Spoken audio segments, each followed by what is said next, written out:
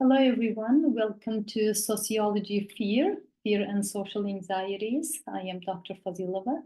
In today's class, we are going to discuss use of fear for political purposes. And also, we are going to talk about one of the readings assigned to you this week. So to start with, I will talk a little bit about the use of fear for political purposes, and then we can continue our discussion. So what is the use of fear for political purposes? Why do we use fear to achieve something, or when that started, and what direction it's taking in our modern times? So the use of fear for political purposes refers to the strategic manipulation of people or public fear for political purposes by political leaders, party leaders, organizations, or institutions to influence the behavior of people, control populations, justify policies, or if there's something needs to be done which is not what public wants, to just kind of change the direction of their attention from one thing to another. So power can be a powerful tool, the fear can be a powerful tool in shaping public opinion, motivating political action, also directing attentions from one place to another. So let's go through some of the ways fears used. If you remember, if you know writings of John Locke, when he talks about, he was trying to discuss the reason for why people give their rights to the government to preserve their safety. And it's one of his very famous books. John Locke was talking about the sea monster coming out of the sea to threaten people, to secure people or save their lives. People needs to give their rights to the government. So you're not going to kill anybody, you are not going to harm anybody, you are going to follow all the rules and regulations of the government. So other people who are living alongside with you in the society, your neighbors, the people living in the same city, they are not going to harm you. So by you giving your rights to the government, you're kind of buying your safety or security, because you're scared that something can harm you, that sea monster can come and harm the city, or your neighbors can come and take your big screen TV and you can't do nothing about it, or they can take your food or anything you have if there's no rules and regulations. Because of that purpose, because you're scared of everything else, you're giving all your rights to the government. So the governance, the political governance of people started with creating fear about the harm you can get in society. So creating a sense of threat is one of the cornerstones of politics in our society. And the perception of external or internal enemies, that's what used to take your rights from you. Political leaders or leaders of the governments may exaggerate or fabricate threats from external sources like other nations or monsters or terrorist attacks, or you can use internal enemies like immigrants, dissidents, or let's say drug dealers or the extremists. Any of those kind of standout names we can think of to foster fear. This can rally the public around the government and justify extreme actions such as wars, surveillance, restrictions of civil liberties, changing on certain policies, you are ready to go through some hardships or giving away some of your rights, giving away some of your money, you giving away some of your power to preserve your security and safety.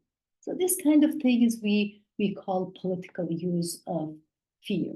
Also, there is a fear of crime and disorder. Some of the leaders use what's happening in society, maybe exaggerate the cases of crime, emphasize or sensationalize crime rates or social unrest to promote order and law and order. This can lead to all different kinds of cases. For example, if you observed politics in the Trump time, there's a building a wall because these immigrants are coming and taking away the jobs from American people. Also, they're harmful for society, or they are drug dealers, they are rapers, they are all kinds of exaggeration and narratives created by the governments made people to feel like, okay, we need a leader who can protect us, who can stop to this nonsense, who can take, solid actions against this happening in society. So that ended up people voting for Donald Trump. I personally not a Donald Trump fan, and some people can be for different reasons, and I respect their ideas. But I think what we're discussing today is how certain aspects of our fear, studied by the governments or leaders, political leaders, and that given back to us, returned to us in an exaggerated way. Also, political leaders use fear to justify policies. Fear is often used to limit freedoms as well. Governments may argue that extreme measures such as mass surveillance, we talk about mass surveillance in China, censorship, like some of the people in many countries around the world, there is like a very restrict censorship towards freedom of speech and freedom of opinion and the freedom of even academic work, or they can curtail privacy rights for the sake of protecting safety. For example, after the 9/11 attacks at the US, there was a Patriot Act, which expanded surveillance powers in the name of national security all around United States. The fear of the other can be anyone that can be portrayed as a threat. It can be extremist, it can be terrorist, it can be drug dealer, it can be rapist, it can be anybody, right? The fear of the other is used by politicians to create all kinds of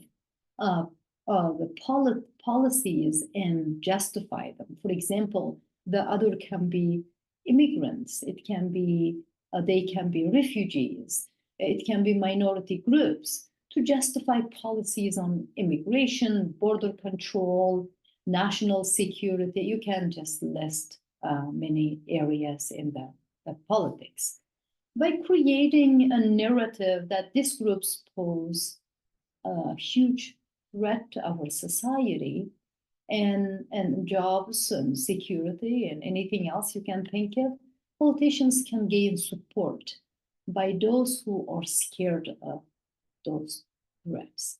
If there are, for example, parents, they're targeted by saying like, do you have children? Do you want them to be targets for this drug users or drug dealers or rapists? Of course, the parents are scared for the safety and security of their children, and they are driven towards that person who is promising to protect them. Another thing we said in the beginning of our conversation is it's another way of consolidating power. During times of crisis, for example, war, terrorist attacks, pandemics, fear often drives people to support strong authoritarian leaders who promote or who promise to protect them. Political figures like, like Donald Trump, or you can think of any authoritarian or totalitarian like Hitler or Stalin or president of North Korea these days. We use totalitarian, the word totalitarian towards them. Those people use this kind of situations to consolidate their power. They can weaken checks and balances. They can silence opposition. They can, some of the countries I studied, that they can take political opposition, they throw them in a jail, or they expel them from the country. They can do anything they want to, and the society accepted that actions for their safety, right? In some cases, emergency powers granted to certain leaders during crisis allows them to long-term erosion of democratic institutions. Suppressing dissent is another way of this powerful people make their power stronger. Like in normal cases, there is an opposition or dissent in the country or in the political system. By oppressing them, by expelling them, by let's say taking them away or out of the political system, they can increase their power. Controlling public opinion, another big area. The fear can be a powerful thing for politicians and governments to use to amplify fears by selectively highlighting threats or dangers, whether they're real or exaggerated. Sensationalist news coverages on media can create this highlighted sense of insecurity among population, leading people to prioritize security over their freedom, over their security, over their lives, concerns, freedoms, human rights, anything you can list it, because security of people is more important for them than anything else. Distracting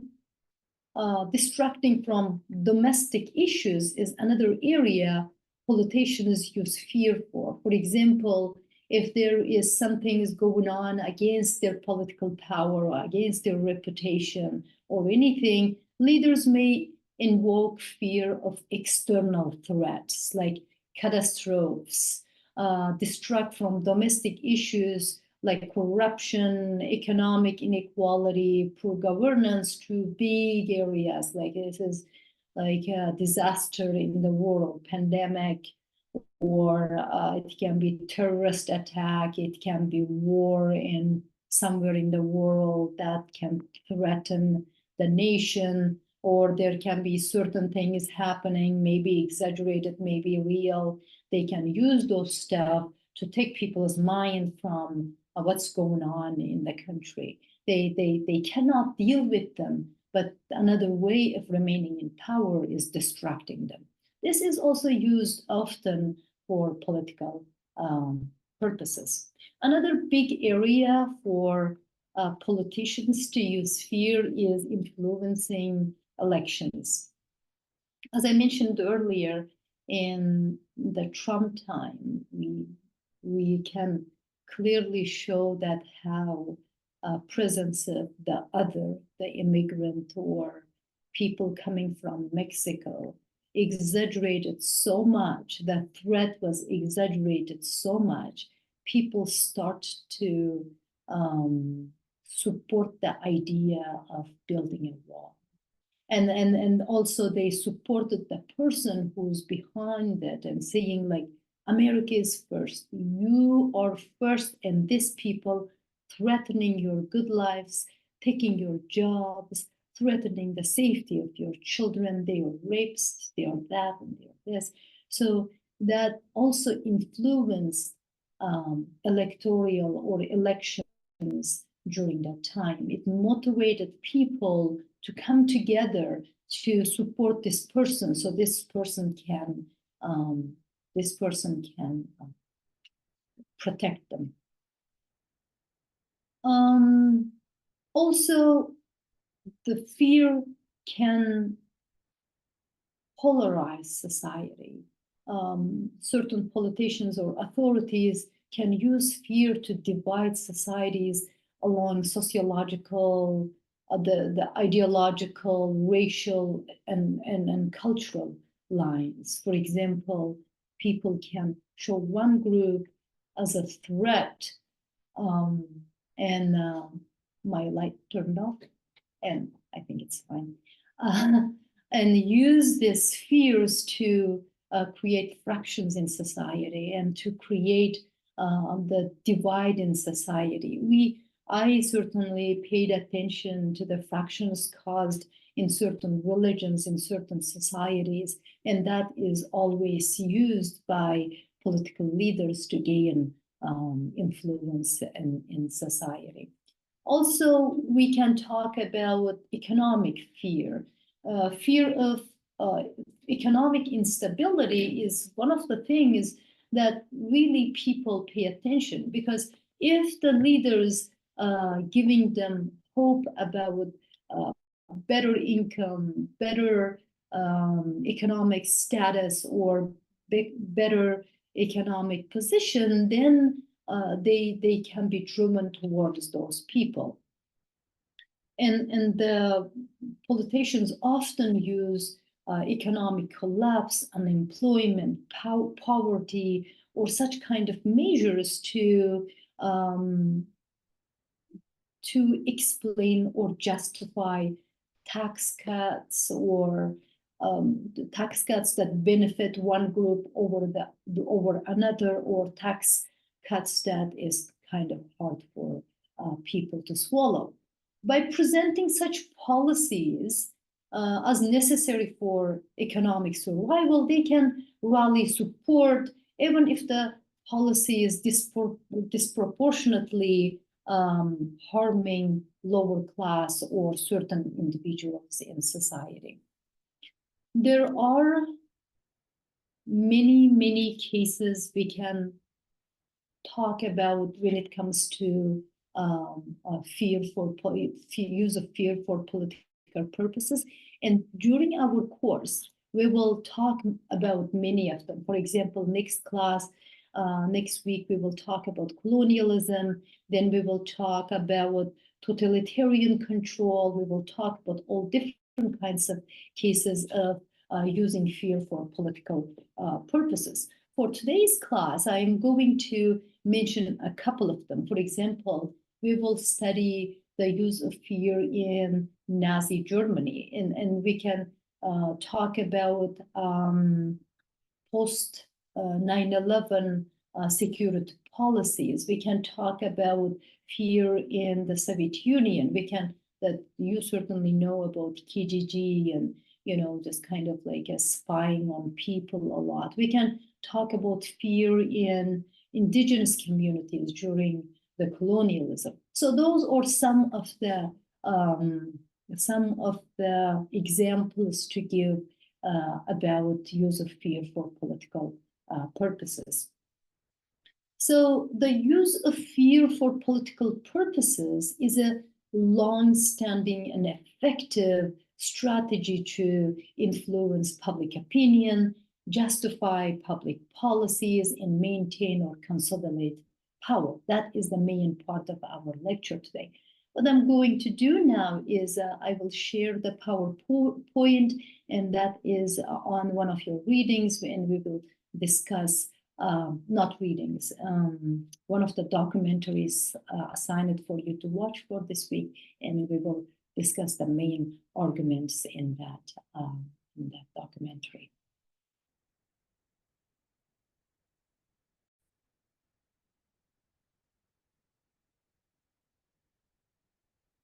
The documentary assigned to you this week is called The Power of Nightmares, The Rise of the Politics of Fear.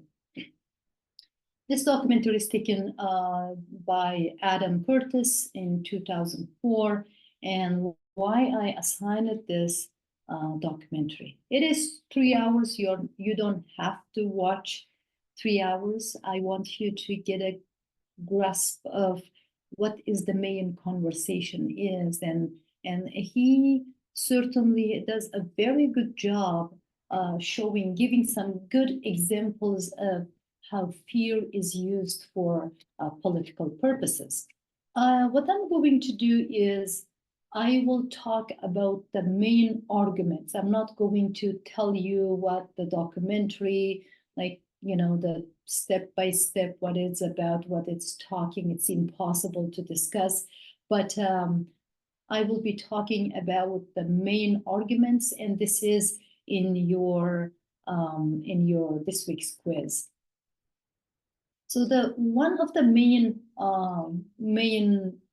arguments in the documentary is the parallel origins of radical Islam and neoconservatism. So what is that? The origins of radical Islam. The Curtis argues that both of these cases, both in the case of radical Islam and in the case of neoconservatism, I will talk about what they are in a bit, both of them using the same idea to create fear in society against the democratic measures in the West. Curtis argues that both of them emerged in response to perceived moral and social decline in the mid-20th century. So probably you know that the main argument radical Islam uses is the freedom and democracy is not for us, and we don't believe in so much freedom that just kind of decays the moral thought or moral measure in society. In Islamic beliefs that, for example, people, how much they need to be devoted to their families. For example, when it comes to women, how much they need to be devoted to their families. Family comes first. And then they can put aside their, for example, their freedoms of choosing to, for example, not to have kids, or going to university and choosing education over some other that womanly or wifely tasks, right? So those are the stuff kind of discussed in this talk. Everybody needs to have their role in society, and the Islam shows the best way to live. Men should support women, women should support their children, and this is the best kind of life. And then, of course, when it comes to not only the roles of men and women, but also when it comes to crime, when it comes to how to live your life, or how to do your business, all of them should be based on Islamic rules, not for the rules of the democratic country. Certainly, the measures of human rights or rights of men and women is different for liberal democracy than Islamic measures. So the argument the radical Islam gives is Curtis arguing that parallel with the arguments of neoconservatism. So what is neoconservatism? Conservatism is, again, similar to Islamic views, promotes that conservative way of living, conservative way of thinking. Too much freedom is decaying our lives. Too much freedom is not good for people. And that conservative traditional way of living is better for people. So the Kurtz's argument is both this radical Islamic view movement, which was spearheaded by Sayyid in Egypt, and also that neo-conservatist movement in the West was parallel, and they were supporting one another without even intending to support one another. Two parallel ways of thinking, two parallel ways of thinking in the West and the rest kind of supported one another for the purposes of decaying or fighting against democracy or weakening democracy.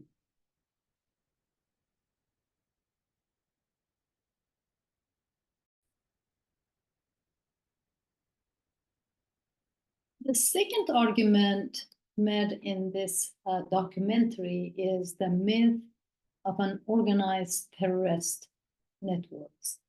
And the Kurtz's argument here is saying, like, yes, the threats exist. Yes, that terrorists exist. Yes, that terrorist groups and exist, and they can do harm to people and society. But his argument is these groups are not as big or not as organized as political groups and countries portray.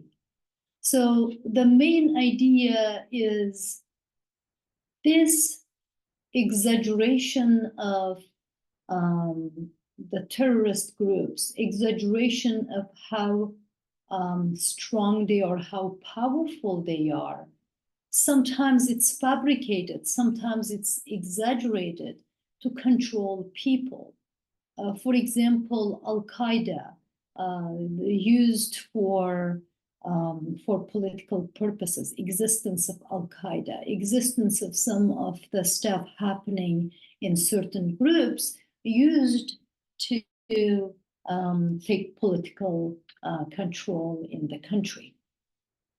And he talks about how real these groups are at the same time. Yes, they are real. And there are so many cases of why the Soviet Union was acting in a certain way, why the US was acting a certain way, and what kind of narratives you were creating and spreading in the countries to keep the political control, and in what cases that the exaggeration and creation of this fear helped the governments to do what they wanted to do.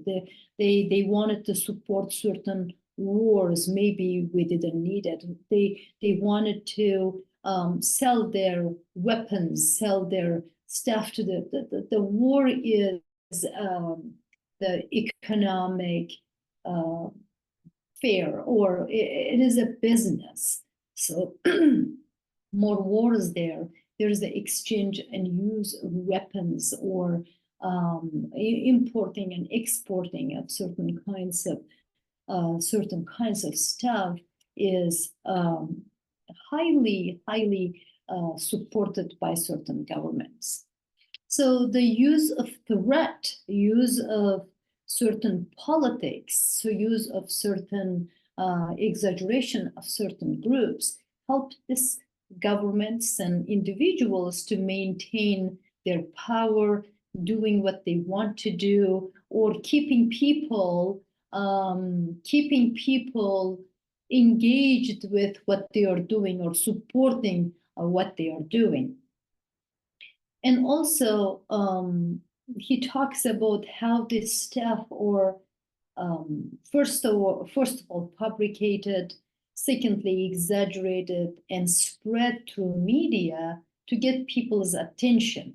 he suggests that this exaggeration allowed politicians to justify policies and actions that might otherwise have been unacceptable. So if they did not exaggerate that, if they did not fabricate it, if they did not spread the word all around, and probably people will not approve this military interventions, and they wouldn't approve sending this US troops or Canadian army to other countries to support war or this kind of actions.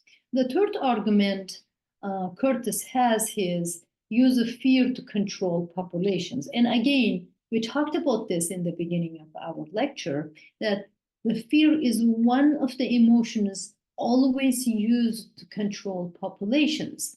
He highlights how both radical Islamists and parallelly in that neoconservative movement have used fear as a political tool to achieve their objective. What was their objective? They had to stand strong against democratic advancement. They had to stay strong against liberal freedom, right?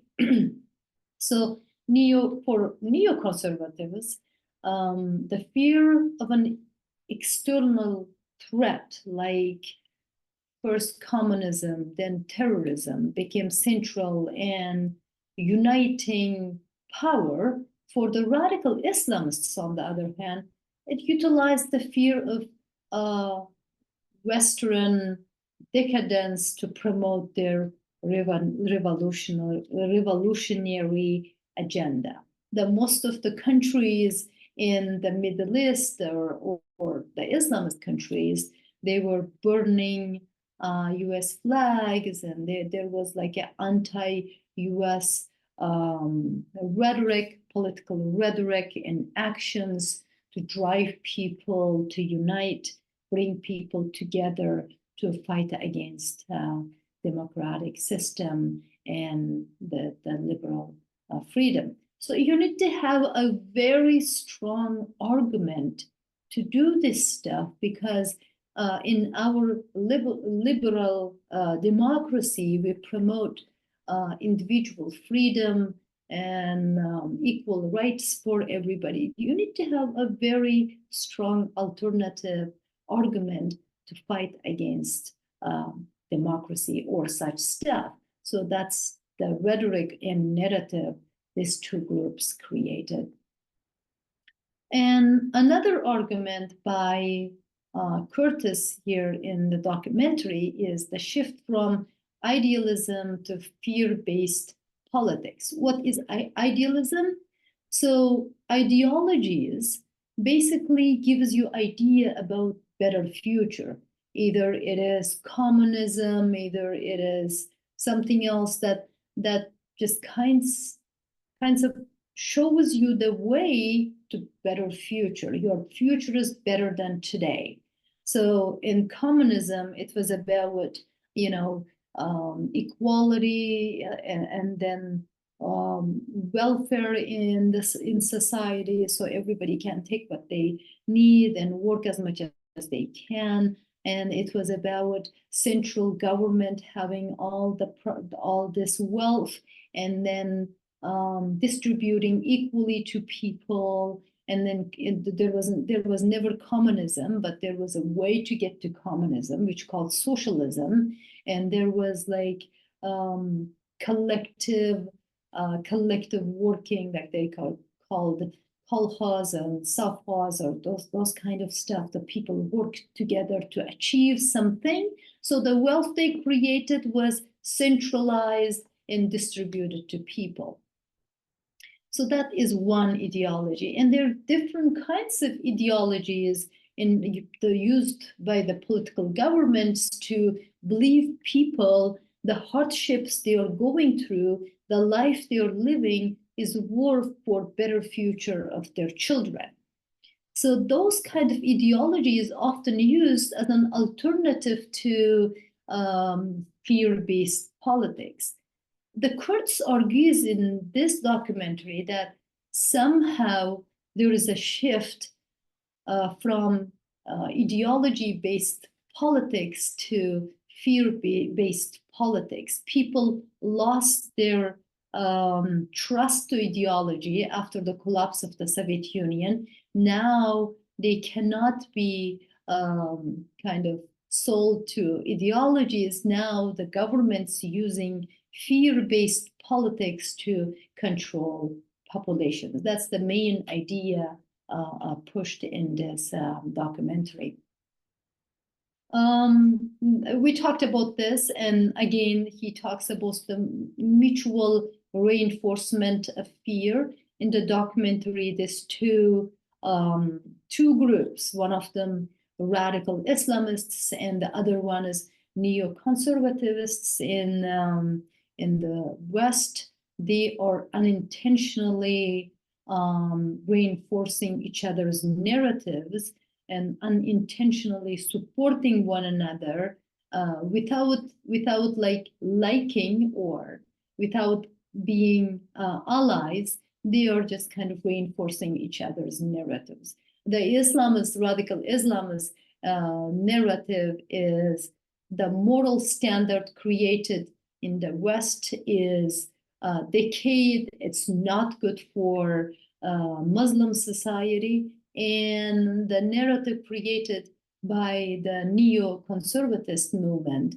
is the too much freedom is too much. How much freedom you need to live good. So too much freedom is driving people out of their mind. And there is an individualistic society and everybody is doing what they want. And that is not good for the overall standing of society.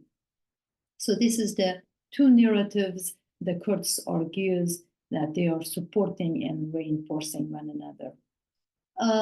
Manufacturing threats for political gain. This is another argument Kurds talks about or shows in many different ways, actually. He suggests that political leaders, especially in the USA, in the UK, have exaggerated the threat from terrorism to justify controversial policies. And we are talking all along about this the exaggeration or fabrication of threat is one of the ways how the governments use fear to manipulate society. The documentary explores how the fear of terrorism has been used to limit civil liberties, launch wars, and shift public focus away from domestic issues. And also, like, he talks about how these terrorists, the narrative about terrorists shifted from one thing to another very quickly. For example, the Mujahideen in Afghanistan was called freedom fighters at certain times by the US government, and then they became terrorists after certain points. So the shift between how we represent these people can change from good to bad, which shows the subjectivity of these portrayals of who is terrorist and who is freedom fighter, who is good and who is bad. There is a kind of blur line between white and black. There's a, or you can call it gray area, right? We can portray them as good. They're fighting for their freedom, that they have the right to fight for their freedom. And at that point that Soviet Union was the enemy, they are just kind of fighting for their freedom against the Soviet Union. And then that shifts, and then they become terrorists. And then because US didn't hold in one narrative or changed their narrative that quickly, and sometimes there is a connection between why 9/11 happened, right? All these kinds of political arguments. Very, very good documentary to watch. The collapse of the grand narratives, then, he talks about how these narratives change quickly. The power of nightmares is the grand narratives of both neoconservatives and radical Islamists are beginning to collapse. Now he's saying like both of the narratives in our time are starting to collapse. We, not we, the governments created it, fabricated it, exaggerated it. And in our time, these grand narratives kind of collapsing. He's suggesting that fear-based politics of both groups, both radical Islamists and neo-conservatives have failed to create lasting solutions. And instead, they are perpetuating cycles of violence, mistrust, and paranoia. Now, these groups, because their narratives didn't continue, they are creating this chaos or violence and mistrust to sustaining their existence or keep continuing what they started. And that is your documentary, a little bit about your documentary. I wanted to give you some idea about it because that's in your test for this week. And I hope you watched the documentary and you liked it, and good luck with your weekly quizzes. All right, thank you very much. Bye-bye.